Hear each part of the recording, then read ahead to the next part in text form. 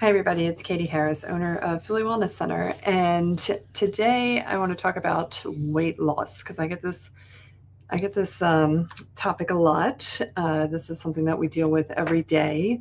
And while we do the tirzepatide and semaglutide, and those medications have truly been wonderful. They've made a huge difference in people's lives, but they're not the end all be all, right? They are fixing things. They are helping us to lose weight.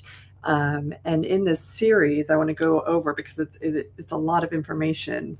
So I want to do a couple of different videos on this and connect them together to explain the kind of the how and the why behind weight loss. Because some people will start semaglutide, they'll start tirzepatide, and they lose a lot of weight, and they're really happy, and it comes off, and it's so simple. And that's great. But there's also a subset of people that don't lose weight and they get very frustrated. Or if you try and come off semaglutide or tirzepatide, the weight starts to come back. And that happens because you didn't actually change anything, right? So the whole point of doing the semaglutide tirzepatide, one, it is an easy way to lose weight. But two, it's that opportunity to really kind of look at, why did you gain weight in the first place? And there's many different reasons, and we'll go over a bunch of them. And I'm going to give you the outline of what we'll go over in the next in this series. But one of the biggest things is going to be the relationship with food, and food is a huge component of weight gain, weight loss, and not in the ways that you think. Like, I'm a big proponent for eating fat, and I will go over, what happens to fat when you eat it and why it's literally a thousand times better for you to eat than fake food or these diet foods or whatever the case may be. And part of it is the raw resources that you get from food, right? So we get vitamins, minerals, amino acids. Those are the things that we need to get from our food. And why don't we get those things from our food? Well, there's the agricultural practices, there's the leaching of the ground, so there's not the vitamins and minerals and the fulvic acid that there used to be in the ground, so that's not getting into the plants. Then you have the GMOs, where they're creating plants or food sources that don't have the same nutrients that Mother Nature put in them, right? And then they've been exposed to pesticides and hormones. Your chickens are being force-fed hormones, and then they're put into plastics that are leaching into our food, and then there's endocrine disruptors. So there's a lot going on. I mean, to be fat 100 years ago, you could have been in a freak show, right? Now it's the norm. Now 75% of America is considered overweight. So that is not a genetic problem. That is an environmental problem, and that's what we need to deal with. So when you're looking at why am I gaining weight, there's a lot of different reasons. Food is a large one. If you're in that perimenopausal period, your hormone structure has a lot to do with it, and we'll go over hormones as well. But as you lose estrogen, as you lose testosterone, as you're losing thyroid, as these different chemicals are causing problems with your hormones, you are going to have problems with weight and the ability to lose weight. So the food you eat, your hormone levels, exercise to some extent, like, exercise is actually bad for you, right? So exercise is not what's good for you. What's good for you is the recovery period from exercise. So during exercise, you're actually ripping and tearing up muscles, and you're depleting your energy sources. But that recovery period where then the muscle builds back up is the ideal. It's kind of like microneedling, right? Like, the actual microneedling procedure isn't, that's the hard part. That's the difficult part. That's the damage. That's where the damage is done. And it's the healing process where all the wonderful results come from. It's the same with exercise. And then we need to talk about what happens to food when it enters the body, because this is another problem. You might be eating all the the best food in the world, and your chickens are organic and free range and no pesticides, and your plants are in the richest soil ever, and all the vitamins and minerals are there. But guess what?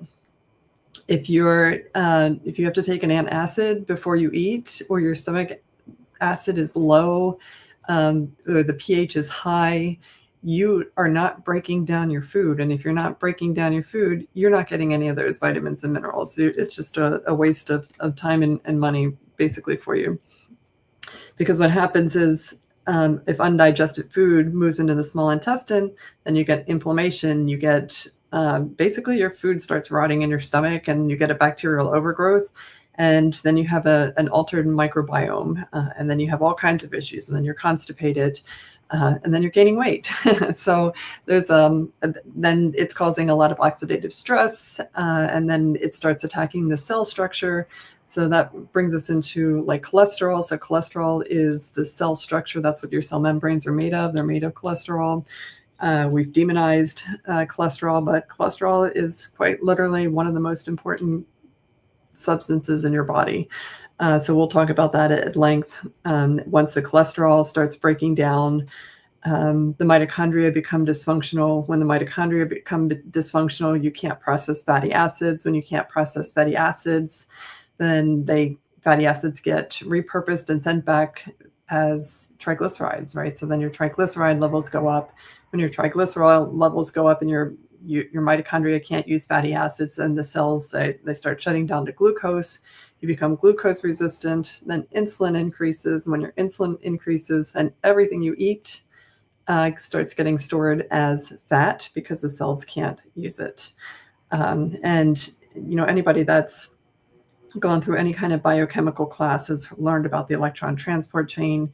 It's a super yawn, but it's really, really, really important to understand, because the supplements that I recommend are to support that electron transport train, the mitochondria, the plasmalogens, and that will help give your body the resources that it needs to be able to do what our bodies used to do, right? Before being, overweight was such an epidemic problem. If you can get these things under control, you can absolutely come off of your semaglutide and your tirzepatide. This is a way to alter and change your life for the better. It will take time. I'm a big proponent for semaglutide, tirzepatide to help you implement this process.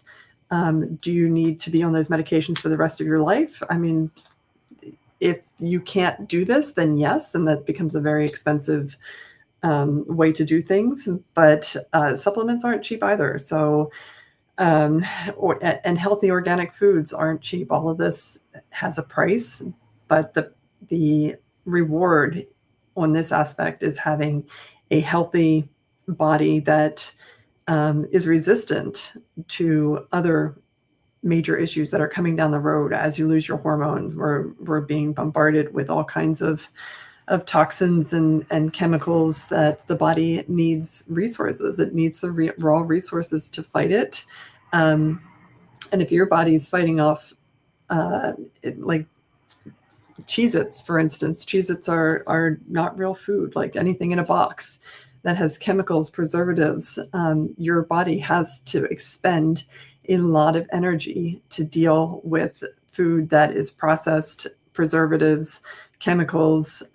It takes a lot of resources to do that. And if you're not taking the supplements that you need for basic requirements, trying to do these other things makes it infinitely more difficult.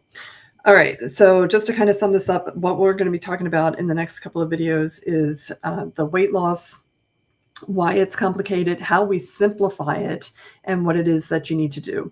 I'll skip straight to the supplements that you need to take in order to have a healthy, functioning system. But then we'll go over them one by one in the series so that you can understand better why you should be taking those supplements specifically, so that you maintain you maintain your health in that way, because I think just taking supplements because somebody told you to is not a sustainable way of maintaining health. You really have to understand the nitty-gritty as to why you're taking these supplements, so that you can explain it to somebody who says, why are you taking all these supplements? Why don't you stop taking them? And you can say exactly, well, this is why I'm taking them. This is what happens when I stop taking them, and you will feel a difference. All right, so I will see you guys in the next video.